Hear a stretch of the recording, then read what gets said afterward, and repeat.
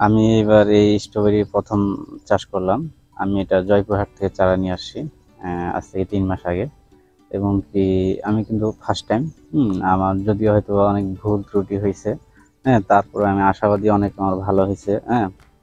এবং কি আলহামদুলিল্লাহ আমার এখন পর্যন্ত মনে করেন যে ভালো ফলন হচ্ছে, এবং কি আমি প্রতিদিন বাজারজাত করছি এখান থেকে।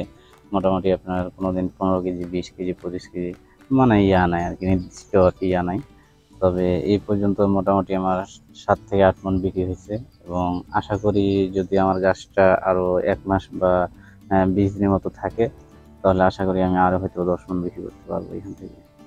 স্ট্রবেরি মূলত উত্তর ও দক্ষিণ আমেরিকার ফসল। পরবর্তীতে এটি উন্নত জাত ফ্রান্সের তৈরি হয় এবং আমাদের দেশে সাধারণত থাইল্যান্ড, আমেরিকার কিছু ভ্যারাইটি চাষ করা হয়। আমাদের এই দিনাজপুর অঞ্চলে যে কিছু তরুণ উদ্যোক্তা আছেন, তারা এই নতুন নতুন ফসল নিয়ে কাজ করেন। তার মধ্যে স্ট্রবেরি একটি ফল, যেটাকে নিয়ে তরুণরা কাজ করছেন। এই ফলটি একটি নতুন ফল হওয়ায় এর অনেকগুলো রোগ এবং পোকামাকড়ের আক্রমণ দেখা যায়।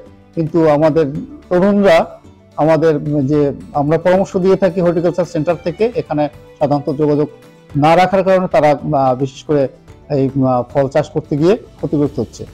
তো ফল চাষের ব্যাপারে আমরা তাদেরকে আহ্বান জানাবো যে হর্টিকালচার সেন্টার থেকে তারা যাতে নিয়মিতভাবে পরামর্শ নিতে পারেন এবং নিতে আসেন, তাহলে তাদের এই ফলগুলো চাষ করতে সুবিধা হবে। লিলি হালাল বিউটি সোপ, বিএসটিআই কর্তৃক সনদপ্রাপ্ত দেশের প্রথম হালাল বিউটি সোপ, দীপ্তিময় উজ্জ্বল ত্বকের জন্য। আমরা এই গাছ প্রথম এবার লাগাইছি, তবে যা হচ্ছে ভালোই হচ্ছে, খারাপ হয় না। সামনে আরো বাড়ার চিন্তা ভাবনাও আছে, আর নতুন শিক্ষাও হচ্ছে, চাহিদা ভালো হইলে পরে বিক্রি করতে ভালো।